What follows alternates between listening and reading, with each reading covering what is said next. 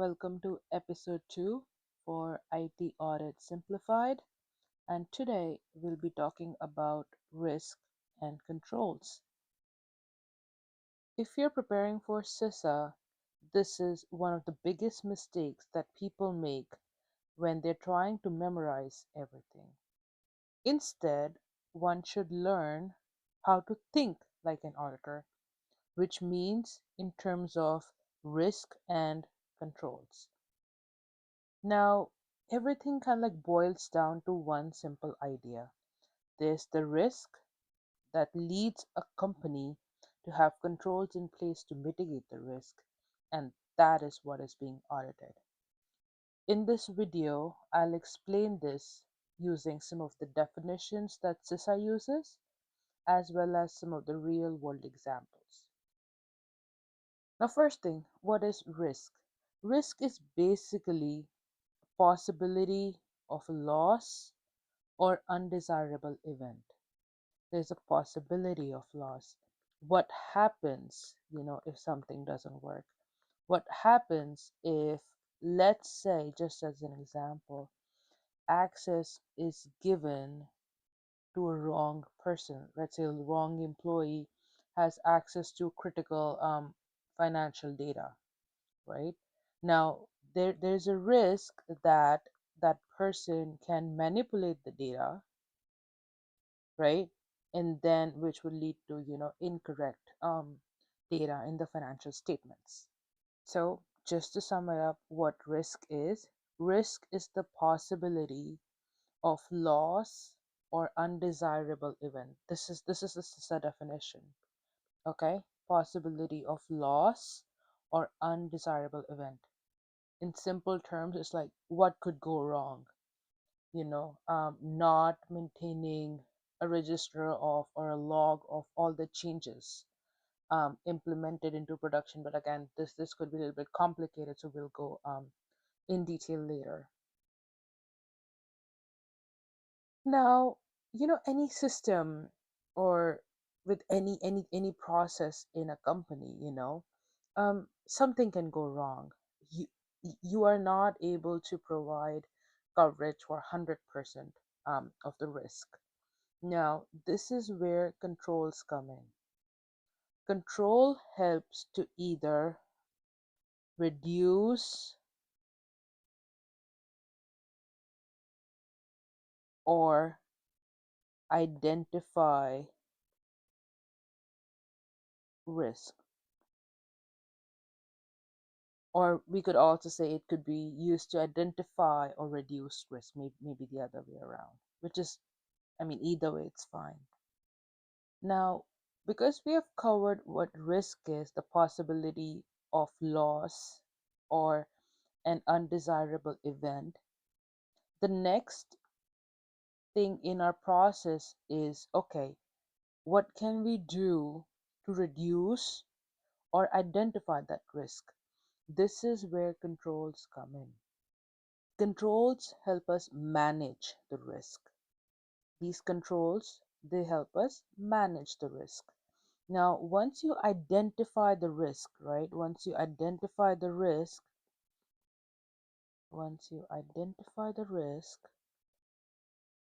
you need to manage the risk. And this is where controls come in. They help you reduce or identify the risk, like we talked about before. Now, just to give you an example, what could controls be? For example, they could be policies in place, policies in terms of, let's say, access. If a wrong person has access, then they can manipulate the financially relevant information, correct? Now, if we have policies in place, for example, that a manager has to approve a person's access before the access could be granted to a particular system, in this case, we are reducing the risk, and hence, implementation of policies is a control. Now, there are like different types of controls. You can talk about, backups being made mandatory.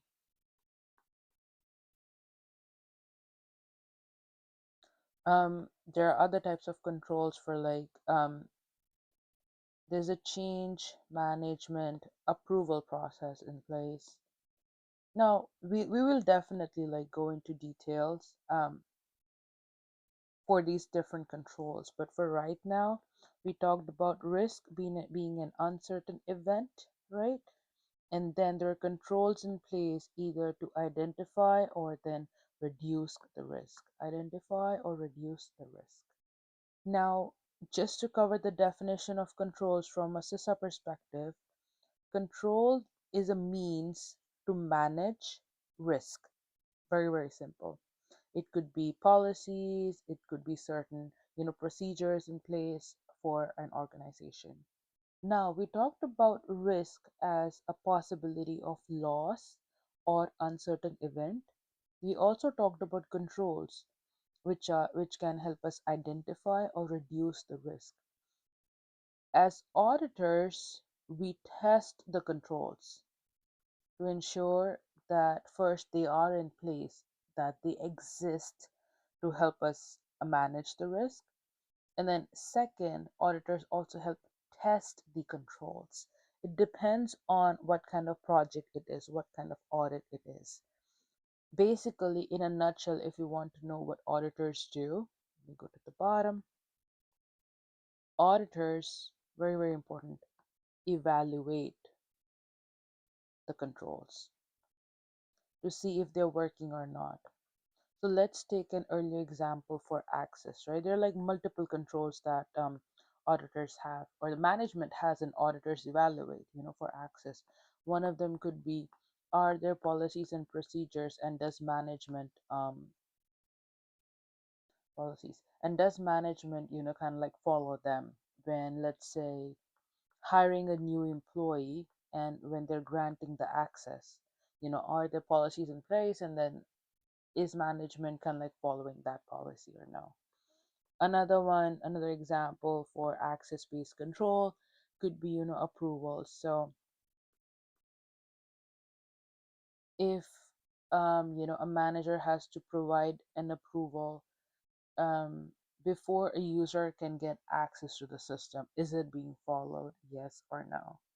Now, in order for auditors to do that, what usually happens is we collect the evidence,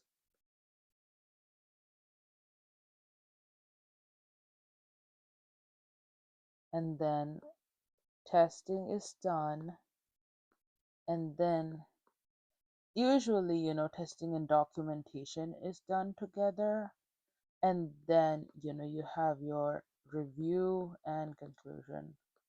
Again, it's part of an audit cycle. We'll be talking about it later. But basically, when auditors are evaluating the controls, they gather the evidence to prove that the controls first exist, and then second, that they're being followed.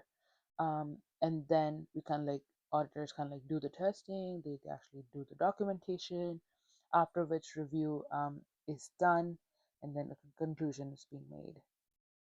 All right, let's talk about some examples for risk and control.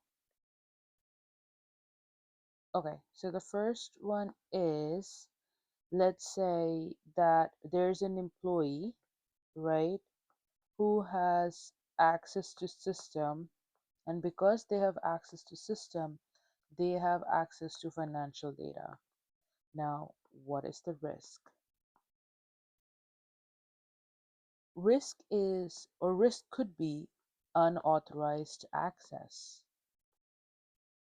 Now, what this means is a user, if there's an employee who works at a warehouse, right? Why should they have access to, let's say, payroll data, or an application or system or an application that provides you access to, the payroll data for employees? Now, in that case, the risk is, okay, unauthorized access that a user should not have. However, he or she still has it. So, someone getting access that they should not have. A control in this case should be either to detect the risk, or or reduce the risk. In this case, if we add that access must be approved by the manager approval. This means that when this new user is getting access to the system, in this case the payroll system, right? Before he or she gets access, it's gonna go through a manager approval process where the manager has to review, okay, what kind of access needs to be given, and does this user even need that access? Let's take another example. Number two, risk, for example, is data loss. What if a cybersecurity incident occurs and all the data is being lost? Right? So there is a risk. It can happen anytime to anyone. Now, a control, something to either identify or reduce the risk, could be backups being made. For example, there's a daily backup that is being run, where backup is basically making a copy of the data. Anything, any data that you have, making a copy of it and storing at a very safe location. Now, what if your original data gets lost in a cyber attack? You still have the copy of that data which you can use. So, this is an example of risk and control. Now, just to sum it up, you have the risk, which is basically possibility of an undesirable event or loss. And then you have controls in place either to identify or reduce the risk. And then what IT auditors do is basically we test the controls, they evaluate the controls to ensure that either they're working correctly, and second, if there are any improvements that have to be made.